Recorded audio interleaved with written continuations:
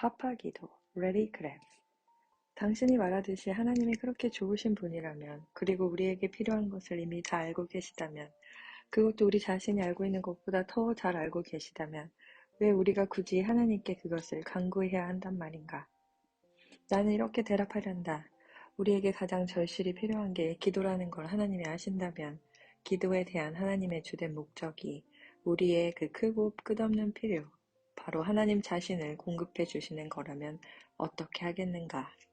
조지 맥도날드.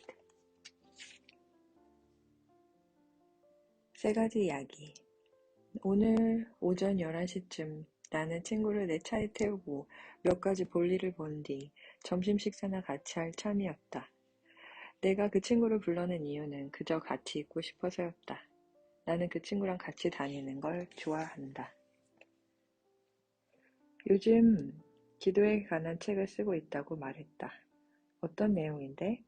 항상 말했듯이 신앙생활에서 기도는 가장 취약한 부분 중에 하나야.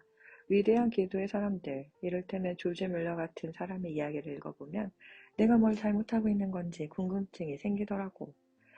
그런데 요즘 들어 생각해보니 내 기도는 주로 하나님한테 날 위해 이것저것 해달라는 기도라는 게 분명해졌어.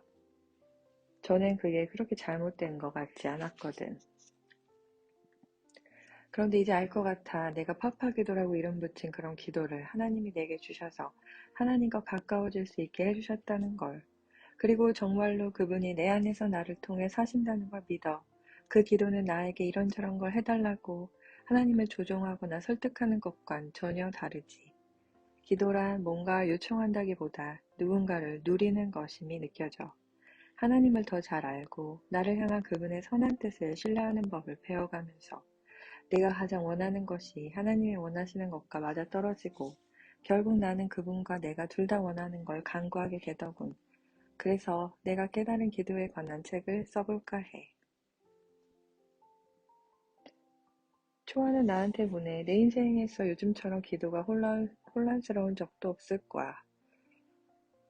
하나님이 내 기도에 응답하신다고 생각했어. 그리고 아직 변화가 없는 것들에 대해선 계속 기도했지. 내가 하나님한테 얼마나 많은 걸 요구하는지 전혀 몰랐어. 늘 이것저것 바꿔달라는 것 투성이었지. 나는 내가 하나님을 신뢰한다고 생각했어. 그러다 모든 게 산산조각 나고 말았지. 그런 기도는 이제 하고 싶지 않아. 지금은 하나님과 진정한 대화를 하고 싶어. 그분을 경험하고 그분의 음성을 듣고 그분의 능력이 느껴지는 대화 말이야. 내가 지금 정말로 하나님께 말하고 있고 하나님도 정말로 나한테 말씀하시고 있다는 느낌. 마치 내 속에 들어와 본 것처럼 말하는데 나는 친구와 함께 대화를 계속해서 이어갔다. 파파 기도로의 초대. 이 책은 하나님의 음성을 갈망하는 사람들, 하나님을 아주 잘 알아서 그분의 생명이 정말 자신의 생명이 되기를 원하는 사람들을 위해 쓰였다.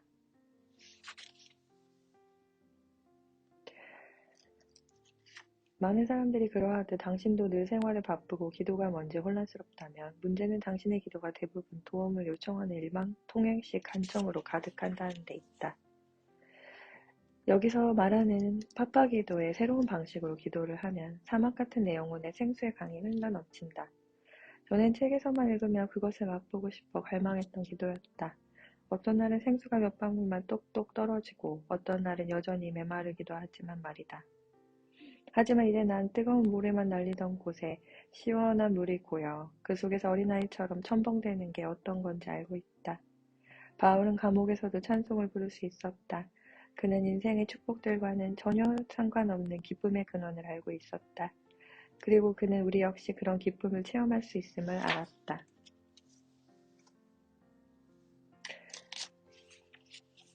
제1장 꿈은 이루어진다.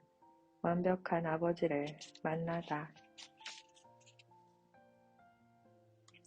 파파라는 단어가 나에게 어떤 의미인지 간단하게라도 배경 설명을 해야 내가 이 단어를 왜 그렇게 좋아하는지 이해가 될 것이다. 우리 아버지는 할아버지를 항상 파파라고 부르셨는데 파파를 5살 때 여의셨다. 아버지가 할아버지와 함께 지낸 그 5년 동안 얽힌 추억들을 말씀하실 때면 아버지는 어딘가를 응시하시며 마치 좋은 딴 세상에 빠져있는 사람처럼 행복해 보였다.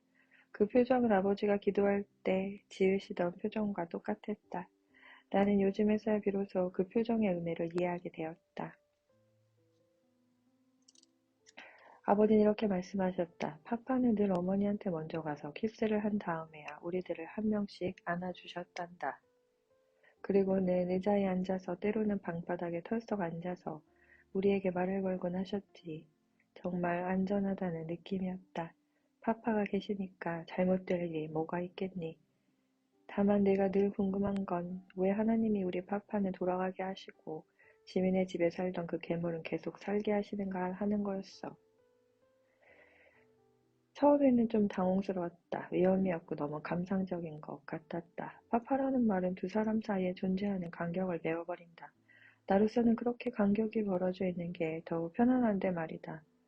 나는 약간의 거리감이 있을 때 오히려 좀 더 나답고 독립적이며 만사가 내 손 안에 있다는 느낌이 들었다.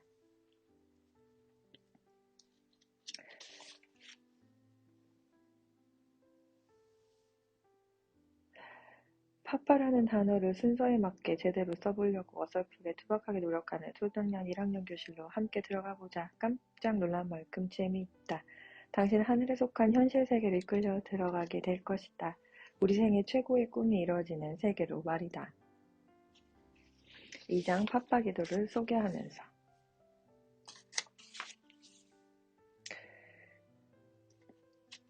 파파, 피, 자신을 꾸밈없이 하나님 앞에 내어놓으라. 자신을 꾸밈없이 하나님 앞에 내어놓으라. 진실하라. 당신 안에서 어떤 일이 일어나고 있는지 간에 파악 가능한 것은 모두 하나님께 말씀드려라. 당신이 하나님을 어떻게 생각하는지 예의주시하라. attend. attend. 당신이 하나님을 어떻게 생각하는지 예의주시하라. 꾸미지 말라. 스스로에게 물어보라. 내가 지금 경험하고 있는 하나님은 어떤 분이신가? 자동 판매기인가? 인상 찌푸린 아버지인가? 저 멀리 떨어진 냉랭한 어떤 힘인가? 엄청나게 강하면서도 친근한 파파인가? P. Purge. 하나님과의 관계를 가로막는 것은 무엇이든 쏟아놓으라. P. Purge. 하나님과의 관계를 가로막는 것은 무엇이든 쏟아놓으라. 당신이 하나님과 진정한 관계를 맺으려 할 때 당신의 마음을 불편하게 하거나 당혹스럽게 하는 것이 있다면 말로 표현해보라. 당신은 하나님이 기뻐하시는 것보다 당신에게 만족을 주는 것을 더 많이 생각하진 않는가? A. Approach. 하나님을 당신의 1순위로 여기고 나아가라. A. Approach. 하나님을 당신의 1순위로 여기고 나아가라. 하나님을 당신의 가장 소중한 보물, 당신이 가장 알고 싶어하는 분으로 삼으라. 지금 당장은 다른 사람들과 다른 것들을 더 중요시한다는 걸 인정하되 그래도 하나님을 가장 사모하기 원하며 다른 좋은 것들을 모두 2순위로 여기기를 바란다고 아뢰라. 이것이 바로 내가 말하는 관계형 기도이다.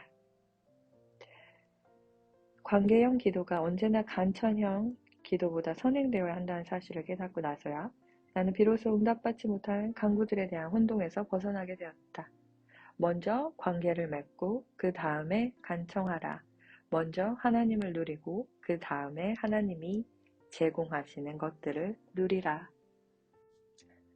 이 책은 급할 때만 간절해지며 가끔은 의미 있고 뜨거운 때도 있지만 대체로는 생명력이 없는 지루한 습관이라고 기도를 생각하는 사람들에게 그 영적 여정 가운데 깊은 기도의 신비들을 나누고 깊은 통찰력을 전달하고 있습니다. 우리가 이 책을 통해서 겸손한 마음으로 진실된 마음으로 우리 좋으신 하나님과 더 깊은 친밀함을 누리는 그런 우리가 되었으면 좋겠습니다. 감사합니다.